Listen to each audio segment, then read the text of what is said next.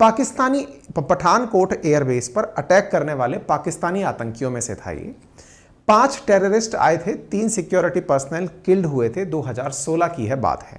कहां की बात है? पठानकोट की बात है। पाकिस्तान के पंजाब से लगता भारत के पंजाब के अंदर एक जगह है पठानकोट। यहां पर हुआ क्या था? यहां पर 6 आतंकी दिसंबर 2015 में पाकिस्तान से भारतीय सीमा में घुस आए थे। 2 जनवरी 2016 की सुबह 3:30 बजे आतंकी असलहा और हथियार से लैस होकर एयरबेस स्टेशन में दाखिल हुए थे। पठानकोट एयरबेस स्टेशन पर दाखिल हुए और यहां पर उन्होंने पहुंचकर 7 सुरक्षा कर्मी इनके साथ युद्ध करते हुए इनके साथ मुठभेड़ में शहीद हो गए, जबकि करीब 37 अन्य लोग घायल हो गए थे। हमला करने आए साथी आतंकी उसके जो थे वो मारे भी गए थे, लेकिन जब एनआईए इस बात की जांच की तो प्रमाण पता चला कि ये सभी आतंकी पाकिस्तान के थे। भारत सरकार के द्वारा पाकिस्तान को सूचना भिजवाई गई कि आपकी तरफ से लोग हमारी तरफ आए और यहां आकर के हमारे यहां पर इस प्रकार से घटना को अंजाम दिया। किस तरह से रूट कैसे कैसे फॉलो करते हुए आए, बाकायदा यह रूट उस समय काफी ज्यादा चर्चा में आया। 2016 में पठानकोट एयरफोर्स स्टेशन पर जैश ए मोहम्मद के आतंकियों ने हमला किया। 6 आतंकियों को एनएसजी कमांडो ने मार गिराया। इनमें 7 भारतीय जवान भी शहीद हुए। 65 घंटे तक आतंकियों के सफाई के लिए ऑपरेशन चला था। 20 भारतीय जवान इस हमले में घायल भी हुए थे। भारत सरकार के द्वारा वहां के प्रधानमंत्री को इस बारे में कंप्लीट जानकारी देते हुए कहा गया। अमेरिका ने भी इस घटना का उस समय पर विरोध किया कि भाई ये गलत हुआ है, इंडिया के साथ आतंकी हमला हुआ है। लेकिन इस घटना को अंजाम देने वाले जिस व्यक्ति का पीछे से हाथ था, जो कि आतंकियों को भारत में प्रवेश करा रहा था और बता रहा था कि यहां जाकर हमला करो, उसका नाम था शाहिद लतीफ। जब जांच एजेंसी इस बारे में जान पाई कि इसके पीछे असली हैंडलर कौन है जो आतंकियों को भारत में भिजवाया, उसका नाम शाहिद लतीफ निकला। शाहिद लतीफ जैसे ही निकला तो इसके बारे में और जानकारी जुटाई तो पता चला कि यह व्यक्ति तो पहले से ही एनआईए के अंदर एब्सकॉन्डर्स में है, एनआईए के वांटेड लिस्ट के अंदर इसका नाम है। एनआईए पठानकोट टेररिस्ट अटैक के अंदर तो ये शामिल है ही, लेकिन इससे पहले भी जब एक बार भारत का हवाई जहाज हाईजैक हुआ था उस समय भी इसका नाम निकल कर आया था। अब आप पूछेंगे कि क्या कहानी है उस हाईजैक की? आइए अब आपको वो कहानी बताते हैं। असल में कहानी कुछ इस प्रकार से है कि भारत का एक इंडियन एयरलाइंस का विमान 1999 के अंदर हाईजैक हुआ था। जैश के आतंकियों के द्वारा, जैश ए मोहम्मद के आतंकवादियों के द्वारा, मतलब ये जो कहानी जिसको हम रिलेट कर रहे हैं ये कंधार हाईजैक से है। और अगर आपको याद हो तो भारत का एक हवाई जहाज हाईजैक होकर के तालिबान के आतंकियों और जैश ए मोहम्मद के द्वारा कंधार अफगानिस्तान ले जाया गया था।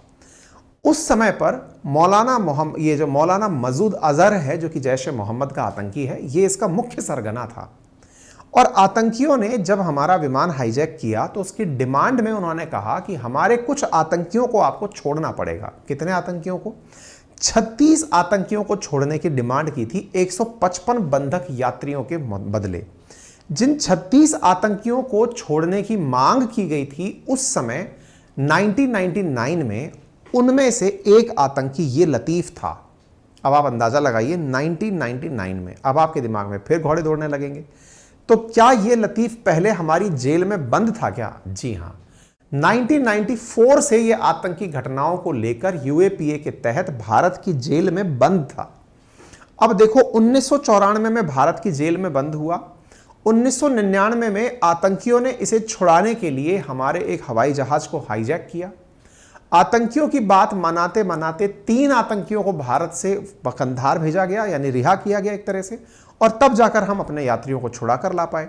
इसको उस समय रिहा नहीं किया गया। 1999 से लेकर के 2010 तक ये भारत की जेल में ही रहा, यानी कि 1994 से लेकर 2010 तक ये भारत की जेल में बंद रहा शाहिद लतीफ। फिर क्या हुआ? भारत सरकार में प्रधानमंत्री बने मनमोहन सिंह। मीडिया रिपोर्ट्स के हवाले से पाकिस्तान के संग रिश्ते सुधारने की कवायद में मनमोहन सिंह सरकार के द्वारा इस आतंकी शाहिद लतीफ को रिहा कर दिया गया और शाहिद लतीफ उन आतंकियों के साथ रिहा हुआ जिन्हें भारत के द्वारा बकायदा वाघा बॉर्डर से पाकिस्तान भेजा गया। 25 आतंकियों को भारत सरकार के द्वारा जम्मू कश्मीर, आगरा, वाराणसी, नैनी, तिहाड़ जेल यहां से रिहा करके वापस भेजा गया कि देखिए अब ये लोग 1994 से हमारी जेल में हैं।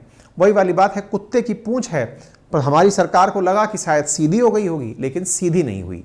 ये 2010 में यहाँ से गया, इसने वहाँ जाकर वापस से अपने पर फैलाए, 2016 में यही नाग वापस डसने चला आया, ठीक है, और पठानकोट हमला हो गया। ये था वो आतंकी। इसके ऊपर राजनीति भी हुई।